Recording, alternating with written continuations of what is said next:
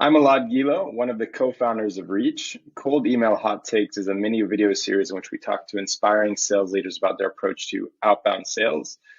In this week's episode, we're excited to have with us Elric Legloire. Can you quickly introduce yourself, Elric? Sure. So I'm Eric. Currently, I was leading the EMEA SDR team at Chili Piper. Just been promoted to Enterprise SDR Manager. But before Chili Piper, I worked as an SDR for 3 years and a year or so as a manager in other B2B startups. And that's how I built like my foundation and on my perspective about sales development and prospecting. And on top of that, I'm also the co-founder of SDR Game, and it's a community for SDRs where we share prospecting tips, but also career tips for SDRs. And we have more than 900 subscribers right now on this. Amazing. I mean, it's actually how we got to you is actually we see a lot of your content on LinkedIn, really relevant, really insightful tips, especially for people working kind of cold outreach. So really excited to have you on. So let me jump into it. One of the things that we think a lot about is how to stand out from the crowd, especially when we're reaching out. So, especially now that people are really overwhelmed by the emails they receive, especially cold emails. I'm wondering what are some of the sort of guiding principles you guys use, especially at Chili Piper, to stand out from the crowd? Yeah, so I think the first thing we need to figure out if we think about cold emails, it's how you stand out in the inbox before your prospect open the email. So on the subject line and the first line, you need to show that you've done your research. So you want to show that to your prospect. And that's the first step if you want to stand out.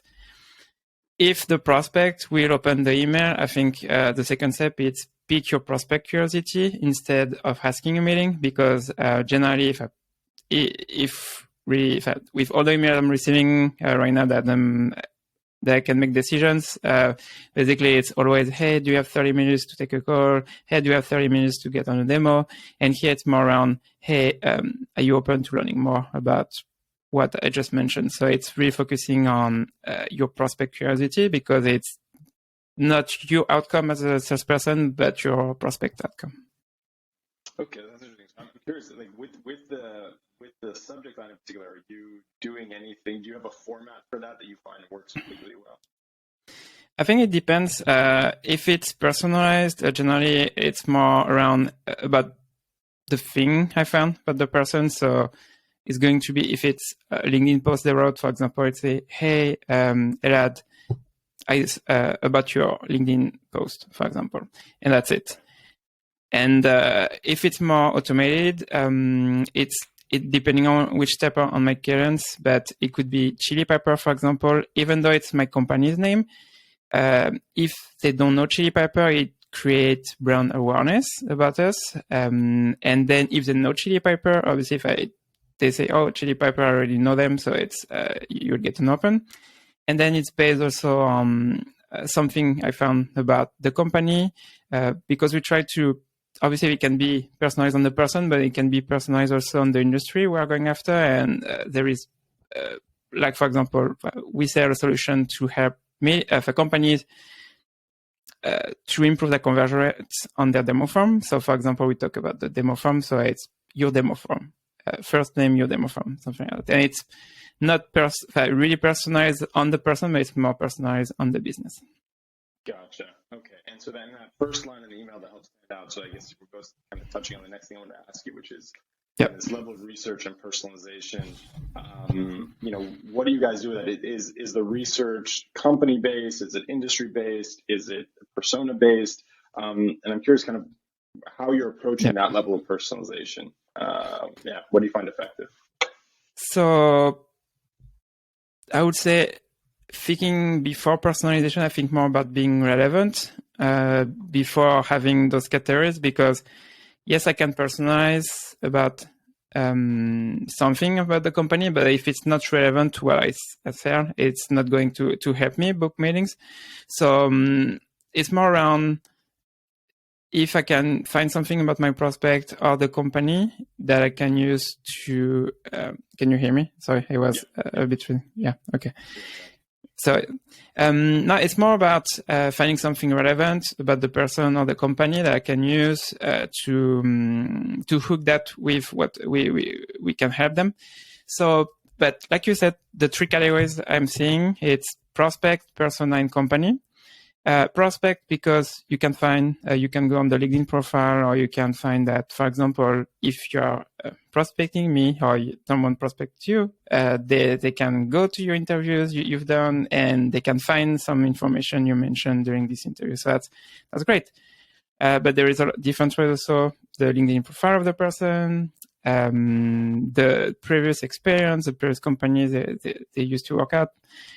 Then there is a persona. I think this one is really key also because, for example, at Chipper, we go after 3 different teams, marketing, sales, and ops. And you need to understand each persona between each team. And because I'm not going to talk the same way to marketing person, to a sales person, and same for ops. So that's the second bucket. And then the last one will be the company. And here it really depends, but generally what I'm using is if the company is hiring, and generally we'll check the job openings on LinkedIn or on the career page of the company, seeing that, okay, they're currently hiring SDRs, and we'll think about the challenge about hiring SDRs. Same with AEs, same with they're hiring people on the marketing team. Pretty much that was the third bucket. There is a lot of different stuff we are looking for also in each bucket, but that's pretty much the 3 main one. And the most effective, I would say, it's the content someone produce. I'm not saying that every prospect will be on the interview, but those who are interviewed, generally it's the best because they are producing content or they are being interviewed, and they really value that you listen to what they produced. Right. So I think you touched on building 2 really interesting things. One is in particular the kind of the relevance when you're reaching out, right? Because we kind of there's personalization, which can be many different things, and then there's kind of relevant personalization, which is kind of tying that research to some specific problem that they might be facing in their role, in their company, in their industry, and how you, of course, try to address that. Yep. So that's we hear this a lot. I think this is something that is extremely true, right? Like personalization is good, relevant personalization is the best, right? Like that's exactly. That's when you give it. And I like that. I think reaching out, like we also try to reach out when we find content either that they've been on or that they've written or something like that. I think it's a really great way to show that you did your research and that you can tie it into something they say. Exactly. That's fantastic. So one of the things that we hear a lot, I think, either that's being written or kind of being circulating in the sales community, is that that we need to provide value before pushing call. And you kind of mentioned it earlier in our conversation, which is like, don't ask for that 30 minutes yet. Like, first of all, kind of pique their interest, see if they're open to learning more. But do you feel that you need to provide them with something of value before that you're kind of allowed to ask for that call? I don't know if it's value, but like we mentioned just earlier, it's being relevant. It's the first step, because if you show that you understand my business or me as a person, as a SDR manager, for example, or you can do the same with your prospects, I think it's the first step, because today, if you think about the buying process and how it changed, generally prospects, if they are in the buying mode, they are going to do a research on their own first, and after we'll talk to a salesperson. So if you want to think about that, you need to be relevant and to show them you understand them. So I think it's bringing value, because in certain way, because you show to your prospects, say, hey, I understand your world. I know that you are a head of marketing, and one of your main challenge is, for example, your conversions on your ads on LinkedIn or PPC ads, for example. So you show them that. So that's one. And then I think the second one, like I was mentioning, that today prospects, they are more looking for information on their own. I think the second one is educating your prospect.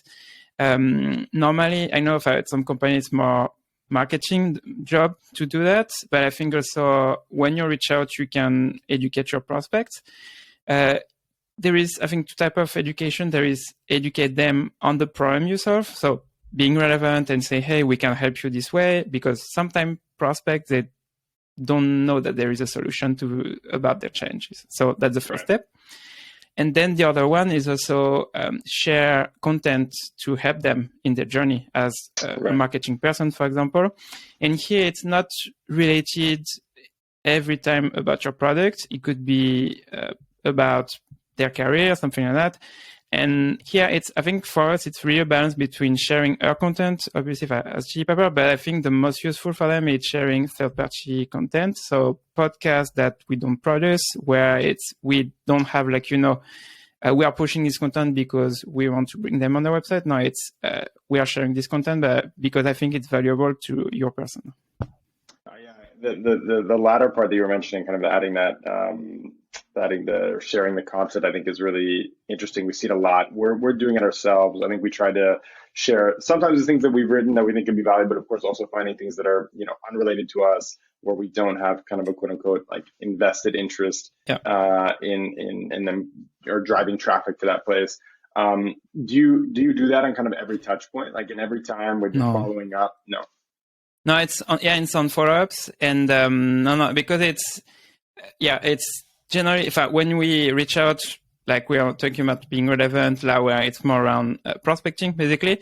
It's really educate them on the problem we can help them with. And then when I say educate with content, it's more on follow-ups. So I know for me, it's more about educating. On my team, there is people educating, but also they are more funny about their follow-up. So they are going to send memes or GIF about this. But here it's more around what you want to do. And about educating also with third-party content, that's funny because the other day, because we share a specific podcast to our prospect, and one prospect get on the demo with the specific company to learn more about them. So and it was not in this specific purpose, but they really like the podcast. And so. Nice. That's fantastic. So I'm curious, speaking of follow-ups and kind of touch points, I mean, how many do you, in your approach to outbound sales, do you have like an optimal number of touch points for every lead, or you don't have like a hard set number on that? So how I see that, it's depending on the tiering of your accounts. So a tier 1 account, for example, our best accounts that we can go after, those accounts, if you think about prospecting, yes, there is a limit, 30 days. Touches, it's like between 15 and 20 days, 20 touches. But then with my team, we try to have like a nurture cadence, but not sent by marketing, but by the SDR. So it's like those tier 1 accounts, they are always receiving something from your team. And if it's not about asking for a meeting, it's about helping them, educate them. So it's kind of like nurturing as well, right? So you don't really, I assume that you don't really have a breakup email, then you're kind of in this constant, exactly. let me kind of check in. I like that a lot as well. I think that the more I've been doing sales for many years, but the more I do it, the more I understand kind of everything is about timing. And so kind of allowing yourself to kind of check back in, add value, remind them of what you're able to solve for them. You wait for the right timing, and it might be the moment they want to connect, right? And like you said, just to pick up on what you just mentioned about timing, outbound, it's always about timing. And you don't know if you're reaching out at the right time. And that's why I think educating your prospect, it's key. And not, you just send your cadence and that's it. No, it's if you know that's a really good field account for you, you need to nurture them, because when it will be the right time for them, they will get on demo. And that's why outbound is hard, because generally if you listen to a podcast, they say it's 3-5% of people in buying mode, but it's more 1%, I think. And here it's why you need to be there at the right time. Yeah, exactly. And we see that too. So I'm curious, and I think I kind of have a sense for how you'll answer this, but I'm wondering if you have kind of on a scale of pitching to starting a conversation when you're reaching out, what is your approach? Like, do you find that you need to kind of engage them first and have a few points of communication before you're allowed to kind of really pitch them? I think it's pick your prospect curiosity to start this conversation. Obviously, it's not, I don't think it's pitching in the way that Because if you do research, you show that you're relevant or you educate them. I don't think it's pitching in this way because it's you've done your research and you say, hey, I found this about you or your business. Here's how we can help. Because for me, pitching, it's just send a cold email without showing that what you found about them and that you know their business. So it's really focusing on pick your prospect curiosity, show them that you're relevant, and educate them to start this to have this first conversation. When would you push for the call? Do you have a sense, or like, is it, I know in your first email you're kind of saying, hey, do you kind of want to learn more? If they say yes, is it then at that point, great, let's find a time to chat, or are you still engaging in email a few more times? Like you said, the first option you said, and I never ask for demo, so it's always about interest. I know there is statistic about that, but I prefer to have the soft approach on this. And I don't think on cold emails, you don't need to ask for a demo. If they're interested, they're going to say, hey, I want to learn more about this. Yeah, absolutely. That makes a ton of sense. Well, that's it. That's all the questions. It's been super fun chatting with you, Elric. I'm excited to keep seeing all the stuff you're posting on LinkedIn and your newsletter as well. So yeah, thanks again for joining us. Thanks a lot. And thanks for the invitation.